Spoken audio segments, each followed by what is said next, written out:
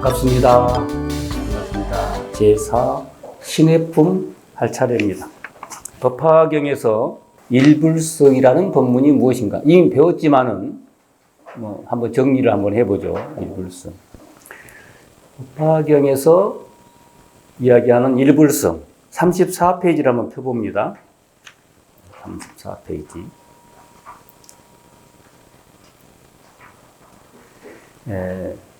법화경에서는 이제 법화경에서 이야기하고 있는 부처님은 왜 오셨는가?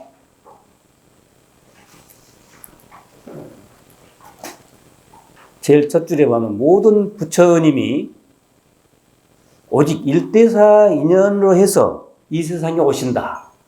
법화경에서 하고 있는 이야기예요. 법화경은 일불성 사상이니까 일불성 입장에서 부처님은 왜 오시느냐? 일대사 인연 때문에 오신다는 거예요. 일대사 인연을 그냥 풀어서 설명하면은 하나의 중대한 일대사, 대자는 큰 대자예요. 중대하다. 하나의 중대한 일이 있다. 중대한 일이 있어서 그러한 인연으로 그러한 까닭으로 오셨다. 그 중대한 이유가 무엇이냐? 뒤에 나오죠. 제불세존께서는 모든 중생들로 하여금 부처님의 직연을 열어서 중생들이 부처님을 직연을 연다. 그러면 중생들이 부처님 직연을 가지고 있기 때문에 열 수 있는 것이겠죠. 없는데 어떻게 열어? 그래서 결국 이 말은 중생들이 모든 중생이 다 불성이 있다 이런 뜻이에요. 사실 법화경이 이렇게 설해지기 전에는 열심히 수행을 해서 열반을 얻고 좋은 세상에 태어나고 이런 가르침을 설했지 다 부처가 될 수 있다 이런 이야기를 하지는 못했어요. 물론 은근하게 하셨는데 분명하게 이렇게 안 하니까 잘 몰랐어요. 부처님이 그 말씀을 마음으로도 하셨고 언어 표현도 조금 하셨는데 그거를 강하게 주장은 안 하시고 다른 걸 부정하면서까지 안 하시고 슬쩍이 이야기하셨기 때문에 각자 자기 좋을 대로 생각을 해요. 자기가 듣고 싶은 말만 듣는다고 그래요. 중생들은 귀가. 그래서 이제 그거를 못 알아채고 또 그것만 말하면은 별로 좋아하지 않으니까 중생들이 좋아할 이야기들을 해주신 거예요. 그게 삼스님 가르침이죠, 이제. 그런데 법화경에 오게 되면은 결국 부처님이 자기 소개말을 하시는 거예요, 이제. 그게 뭐냐? 중생들을 그걸 계시오입이라고 표현하고 있습니다. 일대사 인연. 일대사 인연의 구체적인 내용은 계시오입. 개자가 10개자. 뭘 열어주느냐? 부처님의 직연. 부처님의 직연. 불직연이라고 그러죠. 이게 불성이에요.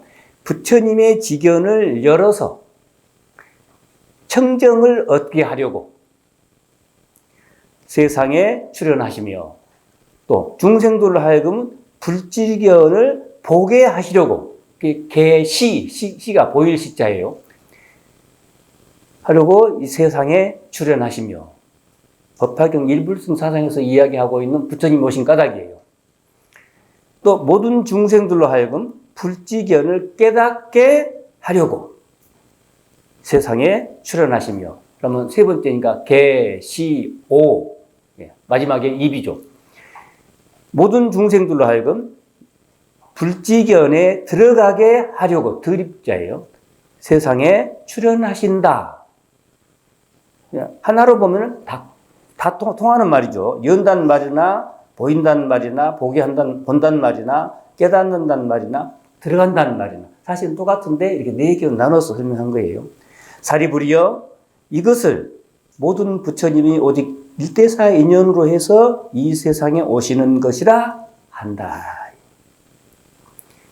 그런데 그거를 비유로 이야기했죠. 비유품에서. 비유로 어떻게 표현했냐? 화택의 비유라고 했습니다. 전번 시간에 코로나 지금 좀 더 나아졌어요. 말도 잘 안 나오는데 아니라고 그거 막 전달이 잘 안 되더라고요. 내가 보기에도. 코가 먹어가지고 멍멍하니 말. 지금도 조금은 남아있지만은 그래도 조금 지금 편하네요, 지금. 거기서는 비유품에서 비유로 화택이라는 비유를 통해서 그래서 뭐 어린애들, 우리들 중생들 어린애를 보고 어린애들아 나오너라 안 나오니까 너희들이 좋아하는 양이 끄는 양수레. 애들은 자동차 좋아하잖아요. 옛날에는 자동차가 지금 같은 자동차가 있는 게 아니고 수레가 사슴이 끌고 말이 끌고 뭐 소가 끌고 뭐 양이 끌고 뭐 이런 등등의 수레가 있는데 그 수레를 준다고 하면 좋아했던가 봐요. 장난감 수레. 그래서 너희들이 좋아하는 수레를 줄 테니까 나오너라. 그러면 각자 자기가 원하는 것을 다 준다고 하니까 원하는 것은 다르겠지만은 다 이야기하니까 나오죠 이제. 뭐 그런 비유를 통해서 처음에는 삼승으로 이렇게 꼬여가지고 그러나 삼승 가지고 안 되니까 그 궁극에는 이제 중생들의 완전한 그 해탈의 세계, 완전한 부처님의 세계로 끌어들이기 위해서 나중에 법화경에 오게 되면은 부처님 오신 까닭을 분명하게 설하시게 되죠. 너희들을 다 부처가 되게 하기 위해서. 그래서 이제 그 이야기가 나와요. 부처님이 사리불에게 이르시되, 지금 34페이지 복습하는 거예요. 모든 열애는 다만 삼승이 아니고 일불승의 그 수행, 보살 수행을 보살 수행으로 교화하게 하기 위함이며 모든 하시는 일이 항상 이 한 가지 일을 사실은 이 한 가지 일을 위함이니 오직 부처님의 지견을 불지견, 또 다른 말로 불성이라고 또 열애성이라고도 표현할 수 있고 열애 같은 말이잖아요. 그래서 열애라고 할 때는 열애성, 그래서 또 더 자세하게 하는 게 열애장성 이렇게 표현되죠. 또는 불성, 이는 불지견이라고 했어요. 그 마음이니까 마음으로 통해서 지견이라고 표현돼. 밖으로 표현되면 지견이죠. 너의 지견은 너의 그 생각하고 네가 사고하는 어떤 그런 방향은 뭐냐? 불지견, 부처님의 방향, 세상을 바라보는 방향이에요. 이런 지견을 중생들에게 보여 또 깨닫게 하고자 하심이라. 앞에 말 반복이에요. 사리불이여 열애가 다만 이 일불승으로 중생을 위하여 설하심이요. 다른 가르침, 즉 이승이나 삼승은 사실은 본뜻이 아니다. 없는이라는 말은 본뜻이 아니었느니라. 사리불이여 일체 시방 모든 부처님 법 또한 나만 그런 것이 아니고 다른 부처님이 또 오신다 하더라도 마찬가지다 이게. 그래가지고 비유품에서 처음에는 양의 수레도 준다, 소수레 준다, 사슴수레 준다 했는데 배국어를 줬다고 그랬어요. 그럼 양의 수레는 안 주고 다 배구 수레를 줬다는 말이 되는데 이건 또 다른 비유일 뿐이에요. 사실은 그대로 네가 하고 있는 지금 수행을 그대로 하되 자세가 바뀌어야 한다는 거예요. 자, 그러면은 삼승은 방편이고 일불승이 진짜라고 했는데 그러면 일불승이 따로 있느냐? 그거는 아니에요. 여기서까지 그런 말까지는 안 나오는데 법화경 전체 뒤에까지 끝까지 배우고 나면 그것이 이해가 돼요, 이제. 그래서 이건 어떤가 똑같냐? 각자 지금까지 하고 있는 삶, 살아가는 모습, 즉 참선한 사람은 참선을 하고 기도한 사람은 기도를 하고 제가해서 수행을 한 사람도 있고 출가해서 수행한 사람도 있고 농촌에서 절에 다닌 사람도 있고 도시에서 절에 다닌 사람도 있고 바다 쪽에서 어부의 삶을 살면서 절에 다닌 사람도 있고 산속에서 또 이제 살면서 절에 다닌 사람도 있고 이게 각자 삼승이에요. 이게 이제 삼승, 사승, 말로 삼승이라고 했는데 각자의 이 삶을 버리고 무조건 다 출가해야 한다든가 무조건 다 산으로 와야 된다든가 이런 게 그대로 삶은 그대로 사는데 거기에 만족 또는 거기에 집착하지 말고 방향을 다시 가져라 이게. 목적이 달라져야 돼. 나는 그때는 도통해야지. 이런 것만 물론 목적을 삼게 되면 좁아졌잖아요. 거기서 더 벗어나. 전번 시간에 우리가 심청전 이야기 많이 들었어요. 국거리로 이렇게 노래로도 하고 또 설명도 해주시고 저도 그때 같이 들었습니다. 박범훈 네, 작곡가님 잘하시대요. 그냥만 작곡만 한 게 아니라 노래도 잘하시더구만 같이 들어보니까. 어쨌든 그래서 거기에서 심청이 이야기하는데 심청 아버지가 신봉사죠. 심자도 마음 심자예요. 사실은 그게 이제. 뭐, 한글로 심자니까 무슨 심자인지 모르겠는데, 결국에는 마음 심자와 통한다고 보겠어요. 마음이 봉사다, 이게요. 그러면 신봉사만 봉사가 아니라, 우리들도 다 마음이 봉사죠. 병든 사람, 눈먼 사람들이 다 이제. 일불승에 눈 떠야만이 눈 뜬 거예요. 그래서 어쩌고저쩌고 이야기는 뭐 재밌게 많이 하셨는데 그 이야기가 그냥만 그렇게 말씀하셨지만 신봉사가 눈을 떴을 때 신봉사 혼자만 눈 떴는가요? 다 떴는가요? 다 떴어요. 그러면 여기도 마찬가지. 일불승에만 눈 뜬다면 농촌에 살든지 바다에 살든지 산속에 살든지 출가를 하든지 제가를 하든지 기도를 하든지 참선을 하든지 다 눈 뜬다는 거예요. 뭐 그걸 바꾸고 다 참선만 해야 눈 뜬다는 말이 아니라 다 일불승에만 법화경의 근본 이치를 깨달아서 일불승에만 그 시각만 가진다면 눈을 다 뜬다. 그 이야기가 여러분들 교재 38페이지 한번 보겠습니다. 우리가 다 한 번씩 다 봤어요. 근데 다시 복습을 해야만이 이제 분명하게 되죠. 38페이지 밑에 주에 보면은 제일 끝허리에 나는 지금까지 그 보인가요?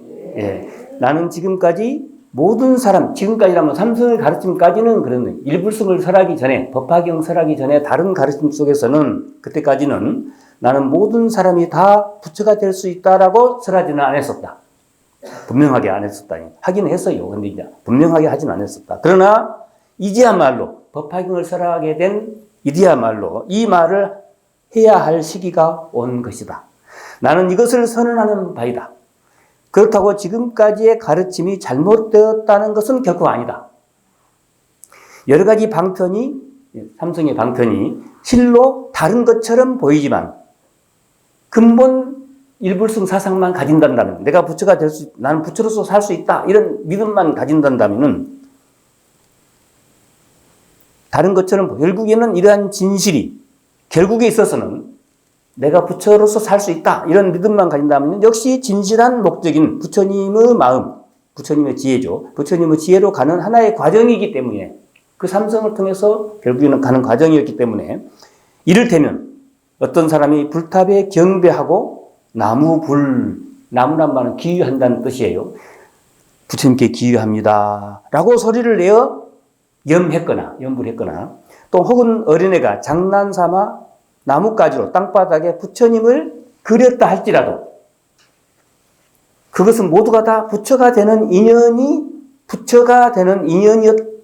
것이니 이처럼 한낱 부질없는 일조차도 그렇게 장난삼아 했던 부질없는 일조차도 부처가 되는 길과 연결되어 있는데 하물며 그동안 삼승의 가르침, 선교 방편은 삼승의 가르침이에요. 그동안 삼승 가르침이겠느냐. 그런 하찮은 것도 그를 통해서 법화경만 받아들인다면 다 부처가 되는 길로 연결되는데 하물며 그동안의 기도를 내가 3년을 기도를 했다. 절에 10년을 다녔다. 그거는 엄청난 공덕이 지금 있는 거예요. 그러나 그것이 아무리 10년 아니 30년 해도 꼬다리를 딱 띄어지는 법화경을 만나지 못하면 맹아직 꽃을 못 펴고 그냥 날아가니까 아깝죠.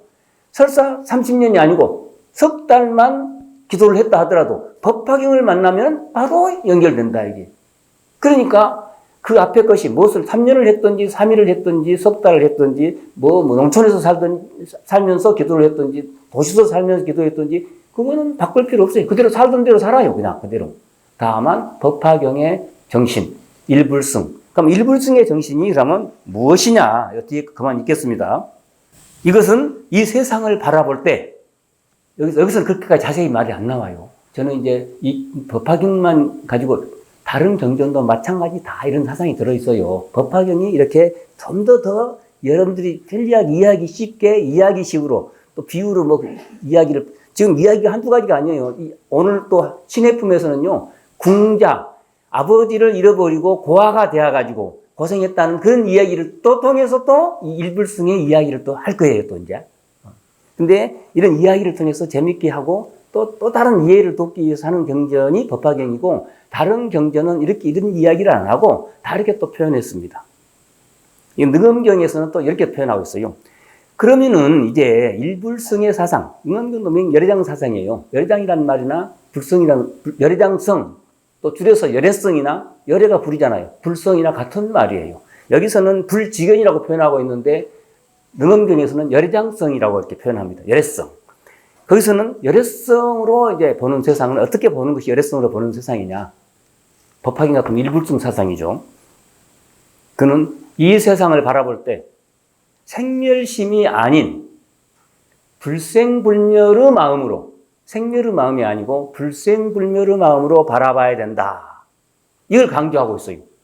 반야심경에도 불생불멸이라는 말이 그냥 말로만 나오는데 자세하게 이렇게 안 했죠. 그래서 그런 거에 근거해서 이 일불승의 사상을 그렇게 이제 여기서는 직접적으로 표현을 하지 않고 있지만은 또 그것도 조금은 열애 출연품에 가면 조금 나오긴 나오는데 아직 안 나갔으니까 좀 설명을 하겠습니다. 그러면은 이 세상을 바라볼 때 생멸심이 아닌 불생불멸의 마음으로 바라보는 것 근거가 어디에 있느냐? 법화경에서 이미 이해했잖아요. 우리의 업의 성품이, 여기는 업이란 말도 안 하고 우리의 본래 우리의 불성이 있다라고 표현하는데 또 다르게 하려 하면 우리의 불성이 어디에 있겠어요? 우리 업에가 들어있어요. 업에가 맹부처님 마음이 들어있어요. 불성이. 불성 속에, 불성이 우리가 어리석음 속에서 같이 쌓여가지고 돌아다니니까 그걸 이제 나쁘게 표현해가지고 업이라고 그래. 이제 업장소멸 하잖아요. 근데 이 업 속에가 맹불성이 들어있어요.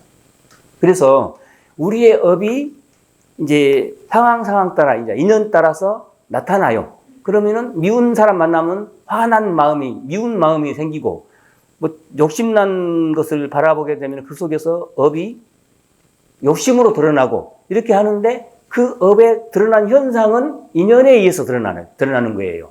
근데 인연하고 관계없이, 인연 있기 전에도, 인연을 만나기 전에도 업의 본성은 있는 거예요. 그 본성이 열애성이라는 거예요. 다시 말해서 부처님이 불지견을 가지고 계시듯이 우리 중생도 맹불지견을 갖고 있다는 거예요. 그 업의 본성이 그대로 불지견이에요. 그래서 금강경에서는 눈으로 표현해가지고 5가지 눈을 이야기하고 있죠.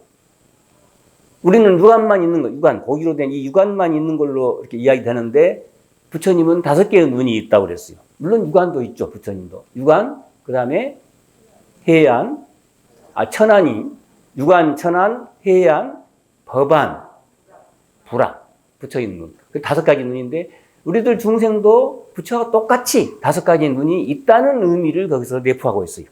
자, 그래서 생멸심으로 세상을 바라보기 위해서는 어떤 믿음이 먼저 있어야 되냐면은 우리의 업의 본성이 본래 불성이다. 또 업의 본성이 열애성이다. 이거를 우선 믿어야 되는 거예요. 법화경에서 이렇게 자세하게 간절하게 이야기하니까 법화경 믿으면 돼요. 그래서 법화경에서 이야기하는 것은 우리들 중생이 다 불지견이 있다 이게요. 그 있는 그 불지견, 또 다른 말로 불성, 그 불성, 또 다른 말로 열애성, 또 열애장성, 이것이 있으니 이것을 본래 네한테 있으니까 그거를 드러내게 하기 위해서 계시오입 해주기 위해서 부처님은 오셨다는 거예요. 그래서 우리는 부처님이 그래서 오셨다면은 우리한테 있다는 말이에요. 불성이. 그러니까 그 불성이 있다는 것을 믿는 거예요. 다만 그 불성이 본래 있고 그것이 인연을 따라서 마음이 일어나는 거예요. 그러면은 좋은 마음도 일어나고 나쁜 마음도 일어나는데 좋든지 나쁘든지 다 이것이 현상이에요. 다시 말해서 그 그림자다 이게요. 그래서 그것이 허망한 줄은 알아야 되는 거예요. 근데 그 허망한 것이 인연 따라 생겨요. 근데 허망하긴 하지만은 또 중생 사는 그 속에 사니까 그 허망한 줄 알고 소중하게 생각하면 돼요. 나한테 자식으로 만났고, 부부로 만났고, 다 소중하잖아요. 그러나 이거는 또 인연에 의해서 만난 것이니까 본성 그 자체에서 볼 때는 허망한 거예요. 그래서, 그러면은 내 본성이 그 본래 그렇게 불생불멸의 마음인 줄로 알았단다면은 현실에서 항상 불생불멸의 반대가 생멸이에요. 그 생멸심을 또 다른 말로 분별심이라고 하죠. 또는 차별심, 가지가지. 그래서 그런 마음으로 해양시키지 말고 그런 마음이 일어나도 금방 알아차리고 또 내가 이렇게 화내는 마음이 일어났구나. 알아차리면 사라져버려요. 오히려 그거를 알아차리면 불생불멸의 마음에 입장이 되는 거예요. 금강경에서 그랬잖아요. 범소유상, 계시, 허망. 모든 게 인연이다. 모든 약견, 재상, 비상, 모든 상이, 현상이, 상이 아닌 줄을 보면은, 약견, 만약에 보면은, 직견 열애, 열애의 입장에, 열애를 본다는 말은 열애의 입장에 선다. 그러니까 바로 화가 날 때, 아, 내가 화를 내고 있구나, 라고 알아차리면은 바로 깨어있는 입장이 된다, 이게요. 거기에 안 빠져들고 여유를 갖게 된다, 이게. 그래가지고, 남편이 좀 서운하게 하도, 지금 우리 남편이 막 직장에서 얼마나 힘들었는가 보다. 그래서, 자연히 앞에 뭐 안 좋으면 그것이 연결되잖아요. 그렇게 하는데, 그건 딱 잊어버리고 나한테서, 어제도 그러더니 오늘 또 그런다. 딱 이렇게 이제 해버리면 꼬여버리는 거예요. 근데 그렇게 할 때, 남편이, 여보, 직장에서 힘들었지. 이렇게 탁, 뭔가 딱 스트레스를 나한테 주려고 할 때, 여보, 직장에서 어제 힘들었지. 이렇게 하면은요, 우리 부인, 이게 완전히 다른 사람이 돼버렸을 것 같아. 그 말 한마디에 달라져. 근데 당신은 항상 그래. 이래 보면은, 이제 갈등이 더 골이 파이는 것이지, 이제. 그래서 이제 깨어있는 사람은 전혀 다르게, 남편하고만 그러겠어요? 자식하고도 꼬일 수가 있잖아요. 친구하고도 꼬이고, 다 모든 부분에 그렇게 여유를 갖게 된다. 그걸 알아차리면 바로 불생불멸의 입장이 되고, 그 불생불멸의 입장에서 생멸을 살아가는 거예요. 소중한 인연들을 이렇게. 불생불멸의 세계가 따로 있지를 않으니까. 아까 배국어가, 여기서는 배국어를 줬다고 했지만은 배국어 없어요. 맹삼승으로 살아가는데, 다만 똑같이 살아가면서도 이제 사고를 눈 뜨는 세상으로 모든 생멸심에서 벗어나가지고 불생불멸의 마음으로 볼 수 있는 그런 자세가 되어버리는 거예요. 마음이 바뀌어버리는 거예요. 이게 맹현실을 몸으로 살아가는 이 현실은 각자 인연 따라서 인연에 주어진 대로 살아갈 수밖에 없어요. 업대로. 그런데 다르게 업을 살면서도 전부 다 같은 것은 뭐냐? 대배국어의 입장. 배국어 따로 있는 것이 아니라 이렇게 불생불멸의 마음으로 살아가는 입장이 돼버린다. 그러니까 다 떠불죠. 그래서 심청전에 나올 때 어떻게 해요? 지금 그 자리에서 신봉사가 지금 네가 내 딸을 한번 보자 하고 문 대고 하니까 떠져버렸잖아요. 떠져버리는 거야. 근데 그때 뜰 때 그 옆에 사람들은 같이 떠버리고 이미 어저께 밥 얻어먹고 간 사람들 이미 그 사람도 지네 집에서 떠버리고 또 오다가 아직 안 왔는데 지금 오고 있어요. 밥 얻어먹으러 봉사들이 오다 뜨고 가다 뜨고 앉아서 뜨고 서서 뜨고 뭐 누웠다 뜨고 막 그거 노래를 막 하면 그거는 그때 안 했었죠. 막 이리 뜨고 저리 뜨고 뭐 뜨고 뭐 뜨고 막 할 거야 아마 그 템포가 빨라지면서 막 뜨고 뭐 남자도 여자도 뜨고 또 남자도 다 뜬다니 막 주소 상치면은요 한 30분 할 거예요. 모르겠어. 30분 할지 25분 할지 그렇게 이제 다 뜬다 이게. 여기서 봐.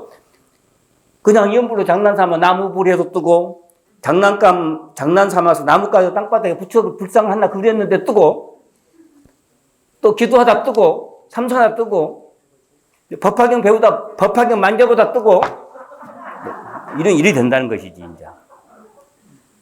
자 그렇게 되는 이야기를 이제 또 그런 걸 다 듣고 제자들이 이제 여기 마하가섭 오늘 할 차례가 이제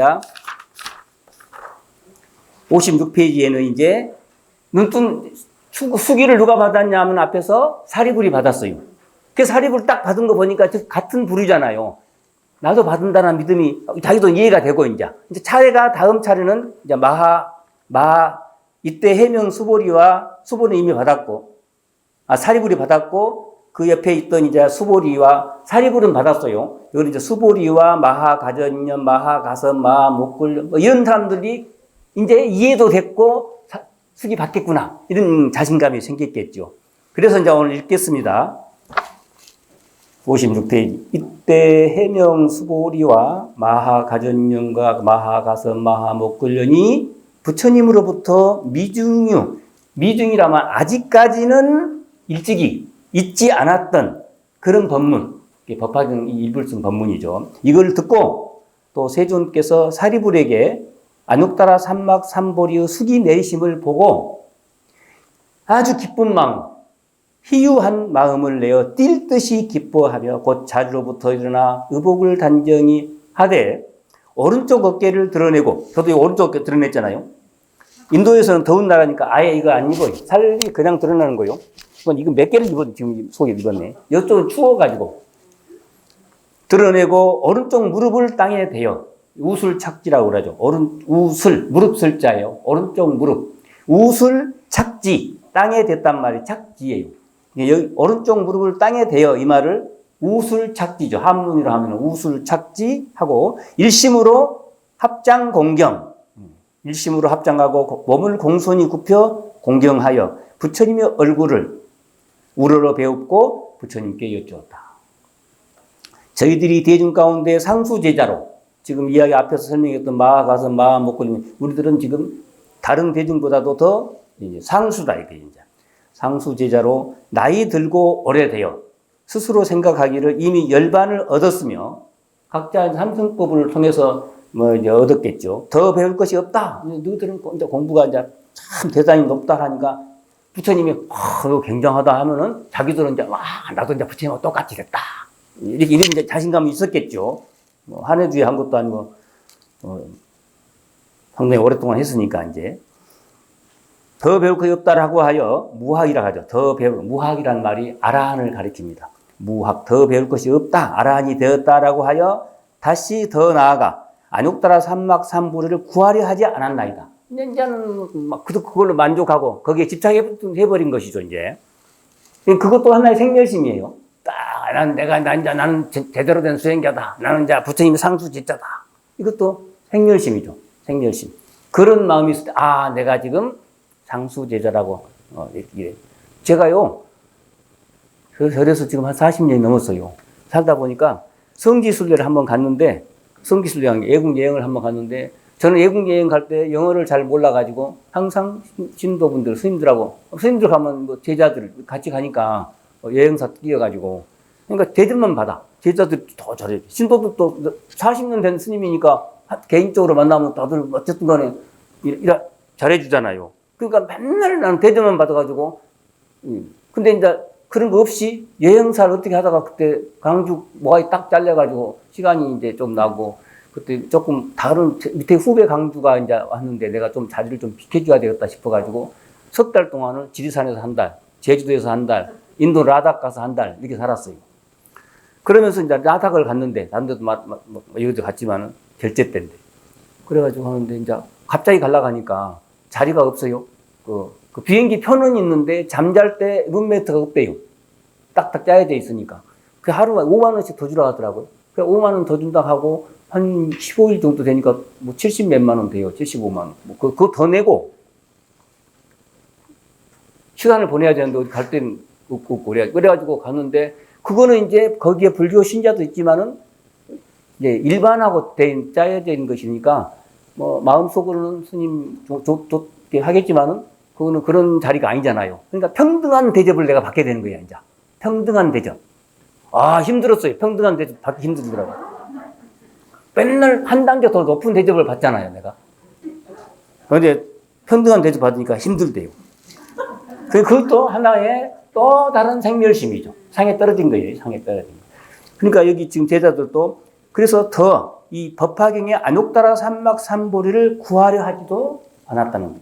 세존께서 지난 옛적에 법을 설하실 때, 지난 옛적에도 사실 일승법을 설했어요. 근데 그때는 못 알아먹은 거야. 그냥 자기 좋아할 대로 각자 자기 업대로 듣죠. 부처님은 여러 가지 말씀을 많이 하시니까. 그래가지고 그 당시에도 일승법을 설하신 지는 이미 오래되었지만은 그때는 못 알아챘죠. 그래가지고 저희들이 그때 자리에 있었지만 몸이 피곤하고 게을러서 또 암안심도 있었겠죠. 다만 공하고 상이 없고 지을 것 없음만 생각하고, 빠냐심 같으면 공하다 이런 말만 나오잖아요. 그런 것만 생각하고 보살의 수행법인 유의심통과 부처님의 국토 깨끗이 함과 중생들을 성취케 하는데, 이런 자비심으로 중생들을 구제하는 이런 쪽에는 마음으로 즐겨하지 않았나이다. 왜냐하면 부처님께서 우리들로 하여금 삼계에서 증득해라 이런 말을 강조하셨어요. 그렇게 하셨기 때문이며, 또 지금 저희들이 이미 나이 늙고 오래되었으므로 부처님의 부처님이 보살 교화하시는 이런 법화경적 안옥다라 삼막 삼보리에는 조금 더 좋아하는 마음을 내지 못하였나이다. 그러나 이제 저희들은 부처님께서 이 성문에게 사립 앞에 이제 사립을 이슈해서 성문들에게 자기들도 지금 성문이에요. 성문들에게 안옥다라 삼막 삼보리의 숙이 주심을 보고 사립을에게 줬잖아요. 앞에서 주심을 보고 마음이 매우 기뻐하며 미중이를 얻었나이다. 이 미자 할 때 아닌 미자가 같은 부정사라도 아니 불자하고 아닌 미자, 없을 무자 이런 거 다 부정사인데 아닌 미자를 했을 때는 있기는 있는데 아직까지는 없는데 이제 지금 이제 있게 됐다. 그러니까 아닌 미자 아직까지는 무엇이 아니다. 근데 이제 지금 있다는 것이지. 이제 미중유 옛날에는 없었는데 이제 희우하게 이렇게 이 기쁨을 얻게 되었다라는 미중유 옛날에는 없었는데 지금 얻었다는 이런 만나게 되었다는 이럴 때 미중이라는 말을 써요.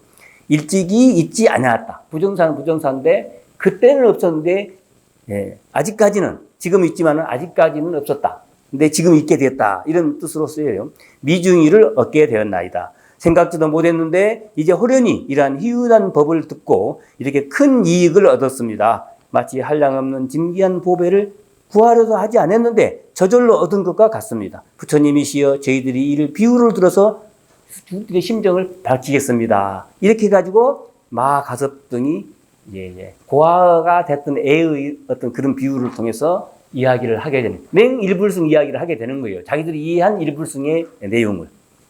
어떤 사람이 어렸을 때 아버지를 잃고 타국에서 방황하되 1년, 2년 내지 20여 년이 되니 기력이 쇠하고 더욱 공궁하여 사방으로 헤매면서 옷과 음식을 구하여 이리저리 돌아다니다가 우연히 고향으로 하향하게 되었나이다. 막연하게 했던 데가 우리 고향이다. 뭐 하면 같겠죠.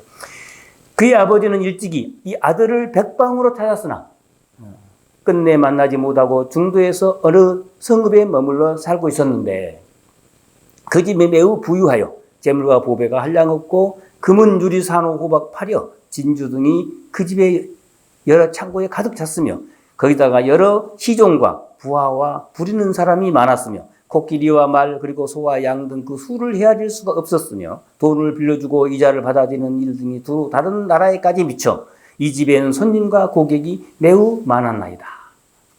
아주 부자 집에 이제 아들이었는데 고아가 된 거야. 이제 아버지를 여행 가다가 잊어버렸던 것이지. 그때 아버지를 잃고 고아가 된 빈궁한 아들이 여러 마을을 두루 헤매이고 여러 나라의 도읍을 거쳐서 우연히 그의 아버지가 살고 있는 성읍에 이르렀나이다. 자기는 아버지인지도 모르지만 이제 그렇게 오게 된 거예요. 이제 아버지는 매양 아들을 그동안 생각했으되 아들과 이별한 지 오래되었으나 아직 다른 사람에게는 이 일을 말하지 아니하고 다만 자기 스스로 생각하여 마음에 후회와 한을 품고 있었습니다.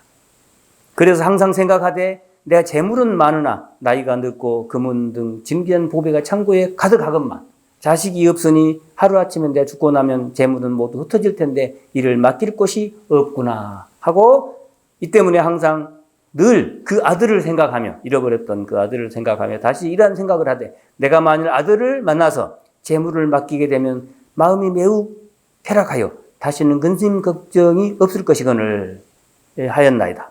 부처님이시여 이때 그 빈궁한 아들이 품을 팔면서 이리저리 돌아다니다가 우연히 자기 아버지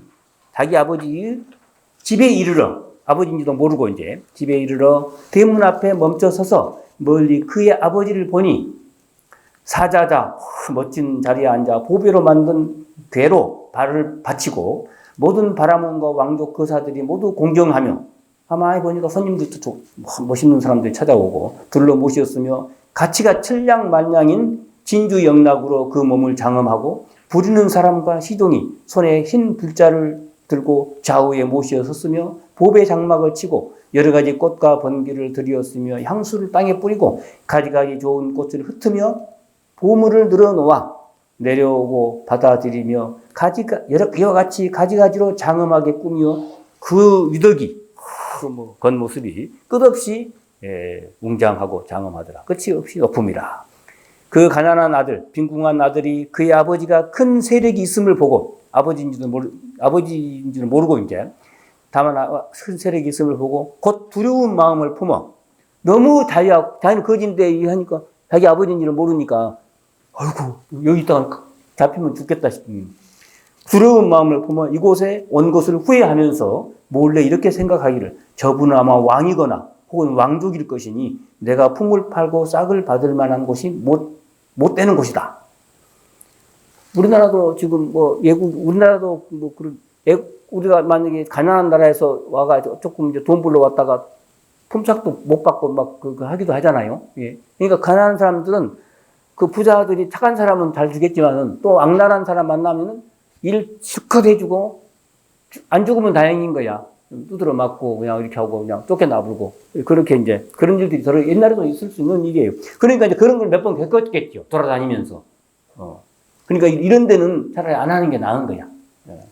차라리 다른 가난한 마을에 가서 내 힘대로 일을 해서 옷과 음식을 얻는 것이 쉬우리라. 만약 여기 오래 머물다가 혹 눈에 띄어 붙들리면 강제로 나를 부릴지도 모른다. 이렇게 생각하고는 빠르게 도망쳐 그곳을 떠나고자 하였나이다. 그때 장자가 높은 자리에서 딱 보니까 저게 아무리 봐도 자기 아들 같거든. 항상 꿈에도 그리거든. 그러니까 확실하지 아들인지는 모르지만 언뜻 보니까 자기 아들 같아요. 그러니까 근데 그래서 지금 쫙 눈여겨보고 있는데 이거 도망가 버리잖아요. 그러니까 이제 도망가면 또 못 만날까 싶으니까 저놈이다 하고 쫓아갔겠죠. 그러니까 또 이 거지 고아가 된 그 아들은 이제 잡히면 정말 죽는가 싶어가지고 더 도망가는데 의하다가 그냥 기절해 본 거야. 너무 너무 무서워가지고 기절해 버렸다는 거예요. 나오겠죠. 그때 장자가 높은 자리에서 아들임을 알아보고 마음에 크게 환희하여 이렇게 생각하기를 나의 재물과 창고를 이제야 맡기게 되었구나. 내 항상 이 아들을 생각하되 만날 도리가 없었는데 이제 호련히 스스로 왔으니 바로 내가 원하던 바로다. 내 비록 나이 늙었으나 재산을 아끼는 마음이 변함없었던 것은 그러한 까닭이었다.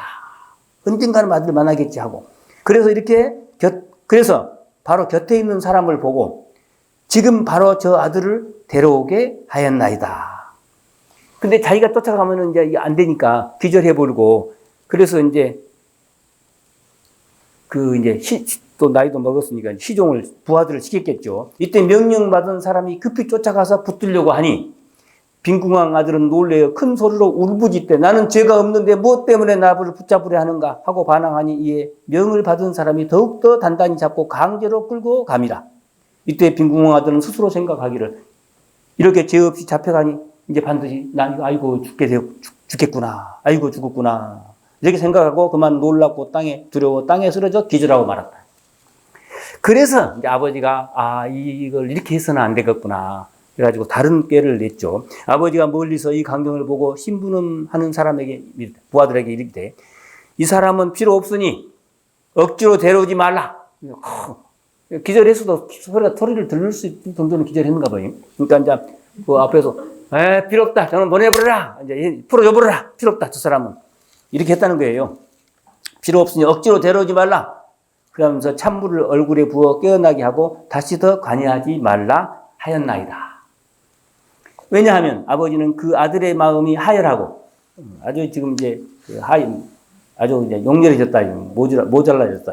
하열하고 또 자신의 호화로운 부귀가 아들에게는 두려움이 되는 줄을 알았기에 자신의 아들임을 분명히 알았지만 방편으로 다른 사람에게 내 아들이다라고 말하지 아니하였나이다. 그 이제 속으로 하고 있지, 다른 사람이 발설을 하지 않냐고. 그래서 신부는 그 신부름하는 사람이 부하들이 말하되, 내가 지금 그대를 놓아줄 테니, 이제 그 부하가 이제 주인 말을 듣고는 가서 이제 그 방랑자, 그 거지 애한테 아들한테 가서 이제 부하들이 말하겠죠. 내가 지금 그대를 놓아줄 테니 가고 싶은 곳으로 가라. 네 가고 싶은 데로 가라. 하니 이때 빈궁왕 아들은 기뻐하며 땅으로부터 일어나 가난한 마을에 이르러 의식을 구하게 되었나이다. 다른이라 말을 쓰는 게 두 개네. 다른 가난한 마을에 이르러 의식을 구하게 되었나이다. 그때 장자가 아들을 유인하여 오게 하고자 방편을 내어 비밀리에 모양새가 보잘것없고 유덕이 없는 자로 골라. 자기 부하 중에 조금 이게 좀 찌그러진 사람, 그 사람 하나 골라가지고 이제 그 사람 아들한테 가라는 거죠. 어떻게? 의인하여 오고 다 방편을 내어 비밀리에 모양새가 보잘것없고 유덕이 없는 자로 골라 두 사람을 보내되 너는 가서 빈궁한 아들에게 조심스럽게 말하라. 한 곳에 우리가 알고 있는 곳에 한 집이 있는데 일할 만한 곳이 하나 있어. 그곳에 한 곳이 있으니 너에게 품삯은 배로 준다. 다른 데보다 좀 더 많이 준다. 준다 하고 하여 궁한 아들이 만약 허락하면 데려와 일을 시키고 만약 무엇을 해야 하느냐고 묻거든. 무슨 일을 하는데 이렇게 묻거든 말하기를 걸음을 치고 치우는 일인데 우리들 두 사람 또한 너와 함께 그 일을 할 것이다 하라. 그러니까 이제 쓰레기 치우고 화장실 청소하고 이런 일을 나는 한 사람인데 우리 거기 가서 하면은 싹을 두 배로 준다. 뛰어먹는 건 그런 일은 없고 뭐 이렇게 했겠죠 이제.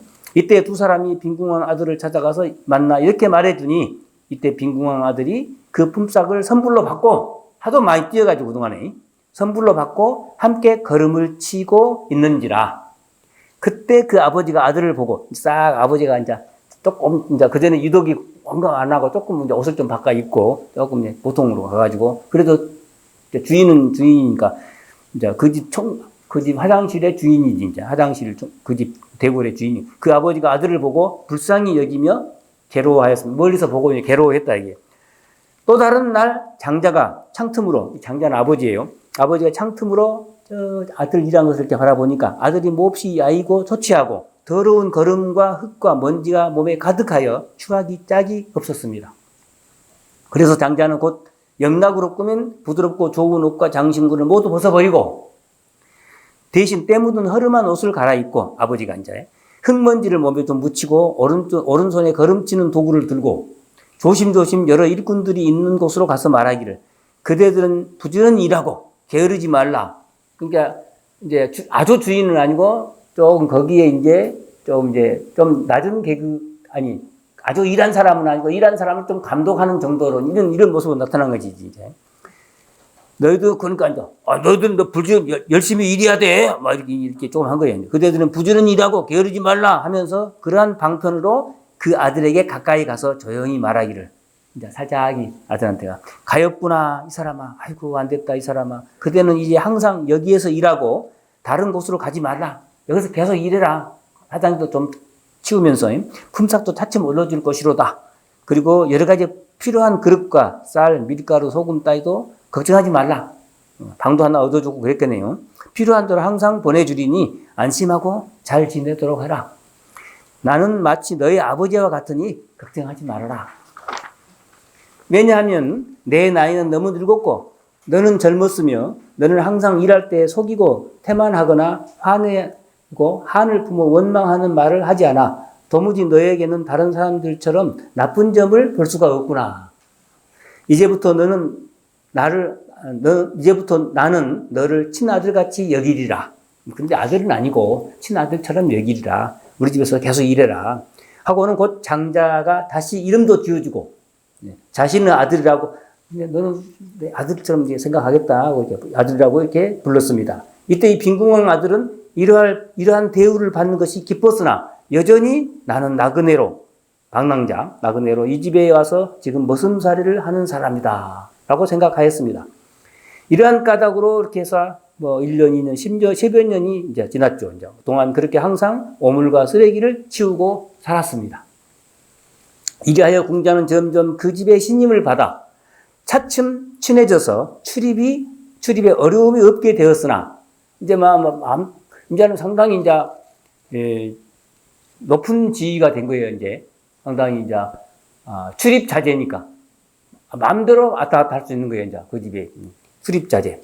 아마 거기에 이제 집사 정도, 지배인 또는 조금 이렇게 된 거지 이제. 그리하여 궁자는 점점 그 집안의 신입을 받아 친해져서 출입에 어려움이 없게 되었으나 그 머물러 있는 곳은 아직 본래 있던 곳이었습니다. 그러니까 그 집 안에서 사는 것은 아니고 바깥에서 이제 방 하나 얻어가지고 왔다 갔다 했다는 것이죠. 세존이시 어느 때 장자가 병들어 이제 더 시간이 좀 더 흘러가죠. 들어 스스로 생각하기를 장차 오래지 않아 죽게 될 것임을 알고 내가 이제 이제 못 살겠구나. 이렇게 알고 그 궁자 가난한 그 아들 그 거지 아이를 불러서 말하되 나의 창고에는 지금 금문 등 진귀한 보배가 많아서 창고에 가득 차 있으니 이 가운데 많고 적음과 내어주고 받아들임을 내가 모두 알아서 하라. 내 마음이 이러하니 마땅히 그 뜻을 받들지어다. 왜냐하면 이제 너와 내가 다를 것이 없으니 더욱 조심해서 소홀히 하거나 실수함이 없도록 하라. 이제 진짜 지배인이 된 거네요, 이제. 그리고 살기도 그 집도 살고, 아들은 아직 아니고, 이제 너는 내 아들과 같고, 너는 이제 이 창고의 출납을 네가 주관해라. 믿음이 가니까, 빼먹거나 그럴 사람이 아니라고 이제 믿음이 간 거죠, 이제. 그러니까 이제 그렇게. 이때 궁자는 그러한 명을 받고, 가지가지 금은 등 진귀한 보배와 모든 창고를 책임을 맡았으나 밥 한 그릇도 그냥 먹을 생각이 없었으며 그 머무른 곳 또한 아직 본래 아직까지도 그 집에서 그 저택에서 살지는 못하고 따로 사네요. 있었으며 하얀 마음 또한 아직 버리지 못하였습니다. 그러나 장자는 아버지죠. 아버지 장자는 아들의 마음이 점점 넓고 커져서 예전에 방랑할 때의 스스로의 마음이 하열한 것임을 깨달아 알고 있음을 보았습니다. 이제는 옛날에 내가 하열하지만 지금은 이제 하열하지 않게 되었다는 것이죠. 그러는 동안 장자는 죽을 때가 다 되었음을 알고 궁자에게 그 가난한 거지 방랑자였던 그 아들의 궁자에게 명하여 이 궁자라 할 때 궁자가 빈궁하다는 궁자입니다. 궁자에게 명하되 친족과 국왕, 대신과 귀족들을 모두 모이게 하고 이렇게 선언을 하였습니다. 이제 죽을 때가 다 돼가지고 이제 다 모이게 해가지고 선언을 했다는 거예요. 여러분 잘 들어주세요. 사실 이 아이는 바로 내 아들입니다. 내가 낳아 길렀는데 어떤 성읍에서 그만 서로 헤어져 지금 20여 년이 이렇게 되었습니다. 이 아들의 본명은 누구요? 나의 이름은 누구입니다. 이제 내가 소유한 모든 재산을 다 이 아들의 것이며 먼저 출납한 것 또한 이 아들이지. 그 전에 출납했던 것도 그대로 다 이 아들이 다 주관할 것이며, 이제 주인은 이 아들이, 이 사람이, 이제 내가 진짜 아들이니까 이제 주인입니다. 이 아들이 알아서 할 것입니다. 하였습니다. 이 얘기가 끝났어요. 세존시여 그때 궁자가 아버지의 말을 듣고, 그 가난한 그 궁자가 아버지인 장자의 말을 듣고 크게 기뻐하여 미중유함을 얻었고 일찍이 없었던 일을 이제 당한 거죠. 만난 거죠. 얻고 이렇게 생각하되 내가 본래 바라는 마음이 없었으나 지금 이 많은 보배들이 저절로 이르렀구나 하였나이다. 부처님이시여 그때 그 큰 부호 장자는 열애이시고 저희들은 모두 부처님의 그 가난한 아들, 거지 아들과 같사오니 여래께서 항상 저희들을 아들이라 하셨나이다. 그 전에 아들을 할 때는 진짜 아들이 아닌 줄 알았는데 이제 오늘 법화경을 통해서 이제 진짜 아들이 된 거예요. 부처님이시여 저희들이 이 세 가지 고통으로 인하여 그 주는 여러분들이 이제 보시기 바랍니다. 세 가지 고통으로 인하여 생사 가운데 모든 괴로운 번뇌를 받되 미혹하여 알지 못하고 그동안의 삼수법 또는 소승법을 즐겨 집착하였나이다. 부처님께서 저희들로 하여금 희론의 그 부질없는 어물을 치우게 하시니 희론의 어물인 삼승법이 사실은 이제 완벽한 가르침이 아니기 때문에 희론의 오물에 불과하는 거죠. 아들이 되어가지고 전체를 주관하는 것이 법화경의 일불승이고 그동안 했던 것은 희론에 불과. 그 오물 같은 것이었던 치우게 했던 것이니 저희들이 이 가운데서 부지런히 더욱 정진하여 열반에 이르러 하루의 품삯을 얻었나이다. 이미 이를 얻고는 마음에 크게 기뻐하여 스스로 만족하고 문득 스스로 말하기를 불법 가운데 부지런히 정진한 까닭으로 얻은 바가 매우